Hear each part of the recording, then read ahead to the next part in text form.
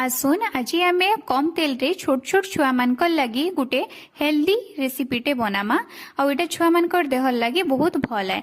जदि छुआ मैंने घरे पनीपरिया नाई खाऊन तो ये रेसिपीटा देखी नौ छुआ मान को एंता करी बने करी देले से माने इटा खाईदेबे। तो इथिर लगी मुई फाले बंधा कोबी नहीं जाइछे आउ इटा के छोट छोट खंड करी काटी नहीं छे। तार संगे गाजर आउ कैप्सिकम भी नहीं जाइछे आउ इटा के भी छोट छोट खंड करी काटी नौछे। आपण माने जदि चाहेबे तो अलगा पनीपरिया भी इन यूज करी पारबे।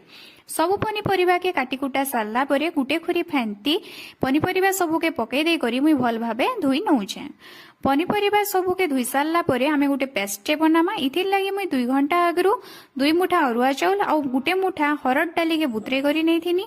बुतरी सारला परे डाली चाउल आउ तार संगे इंचे परा अदा के नहीं करी गुटे पेस्टे मुई बने दौछे। एवं पनीपरिया सबू के पानी रु छाणी पकाउछे।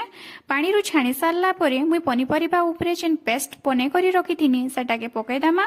तार उपरे आमे एबे स्वाद अनुसार नून दे दामा।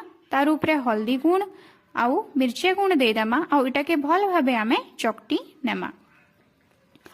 भल भाबे ई तुन शाक आउ पेस्ट के चकटी चुकटा सारला परे गैस रे तावा बसे करी 2 चामच तेल दे दामा।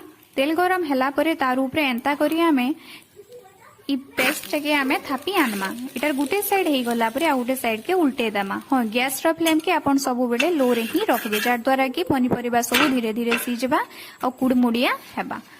देखुन हे गला न इटा के फाल फाल करी करी चटनी संगे छुआ मान के देले से माने खाई दे।